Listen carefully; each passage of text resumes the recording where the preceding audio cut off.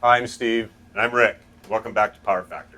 If you want to contact us, you can come to our website at powerfactorshow.com or send us an email at powerfactorshow@gmail.com. Why don't you summarize the last episode, Steve? So in the last episode, we talked about USPSA and IDPA practical shooting sports. Gave a little bit of a background on both of those, and for this episode, we're going to talk about the equipment that's used in both USPSA and IDPA. And as kind of consistent with our theme of the show being geared towards new shooters, prospective shooters, part of our aim here is to ensure that you don't buy a bunch of stuff that you don't need or equipment that just isn't right. We're going to try to get you off on the right foot right from the get-go. I think that's a good point right there, is that as you first start shooting your first few matches, don't rush out in the beginning and feel compelled to go out and start buying a lot of racy equipment. I think the best thing to do is to get involved in the sport. After a period of time, you're going to decide whether you're interested and really want to stick with it.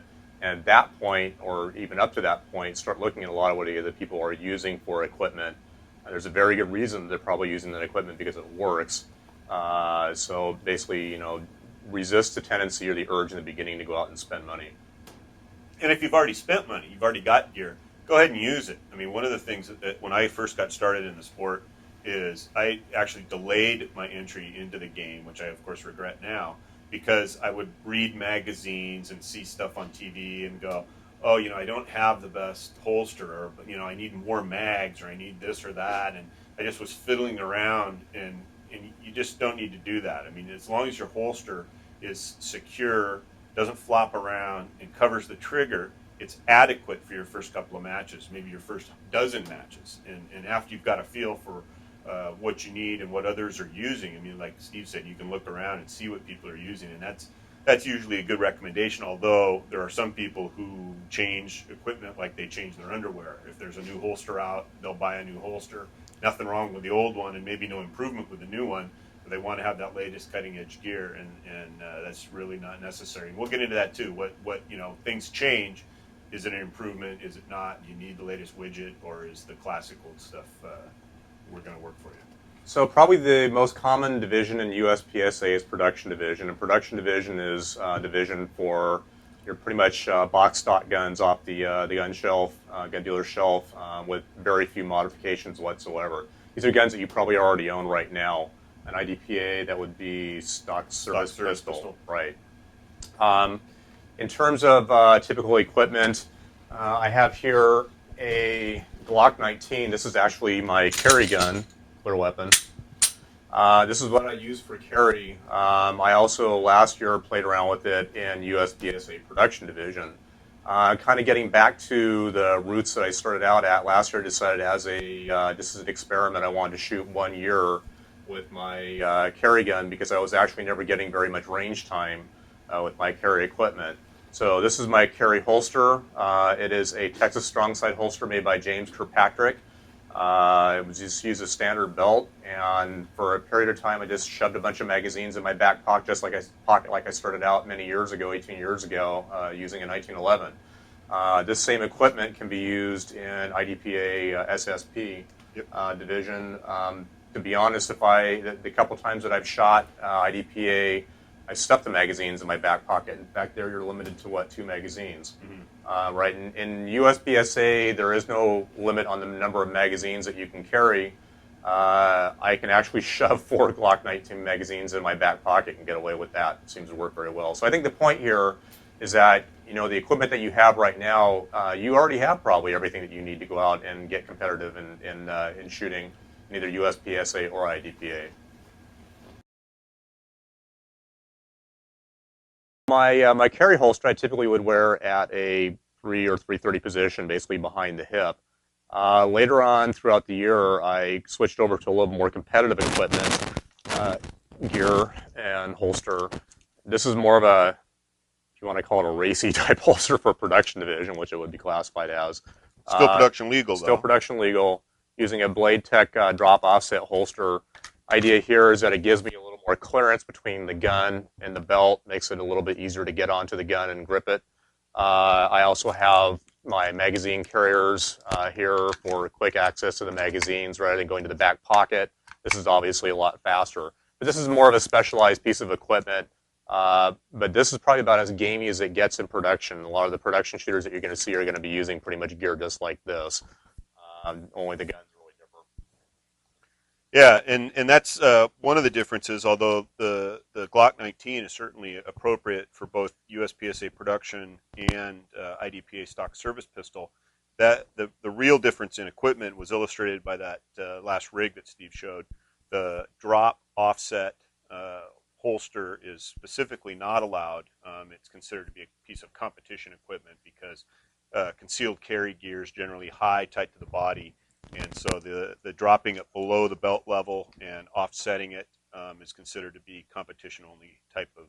However, what you can do though is take that spacer out and attach it directly to the belt. And all of a sudden turn it yeah, into and you end up with something more like this. Yeah, IDPA legal holster. Yeah, this is also a Blade Tech straight drop belt holster.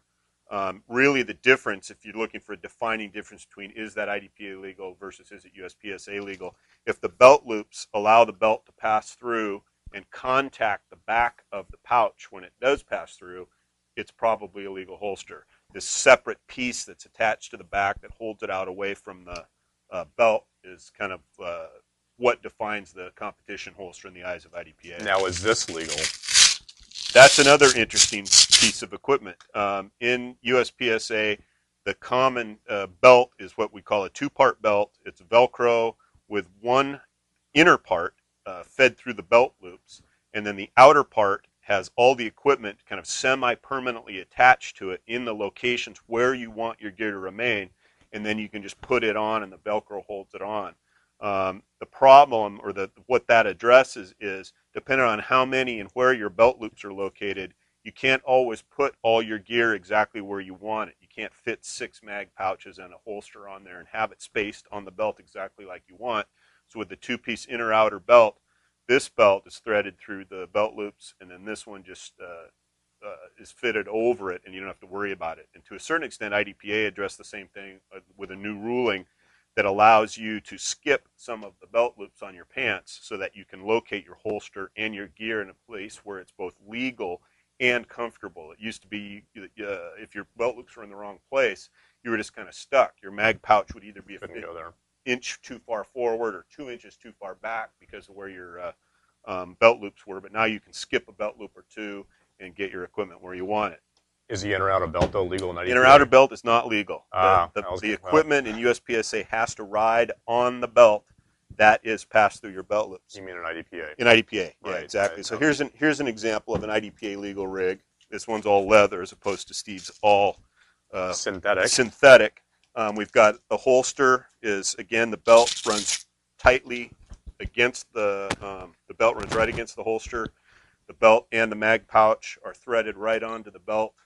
So you have to thread the belt through the loops and thread all the equipment on as you're putting your belt on. And it's a little bit slower, but when we get up in the morning and put our pants on, it's exactly how we put our belt on. So that's the way the IDPA rule works, and why, in general, equipment you already have is not only legal in IDPA, but it's all anybody has. You can't get an advantage in IDPA with an expensive or competition-oriented rig, and that's not a knock on one sport or the other. It's just to help ensure that if you've got a belt and a holster and a mag pouch, you're going to be competitive, and there's no advantage to the type of equipment that you get as long as it's legal in IDPA. And the other restriction also is in equipment placement, is that in both USPSA production and USPSA single stack, the equipment has to be basically behind your hip bone point.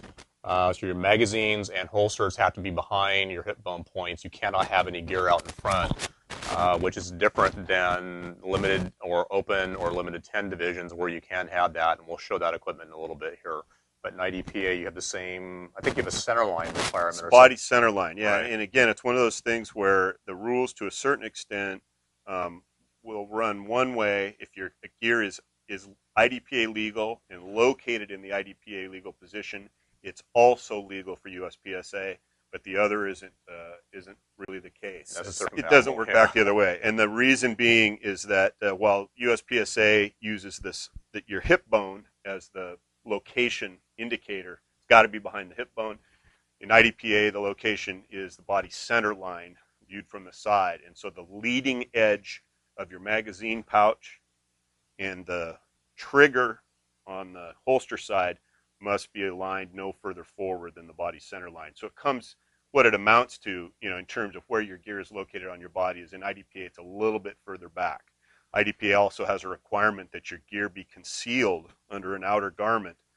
And if your gear was riding forward in the USPSA positions, it wouldn't be as readily concealable as it is. So the IDPA rules revolve more around the specifics of trying to keep your equipment concealed while you're competing, and that's why it's a little bit further back.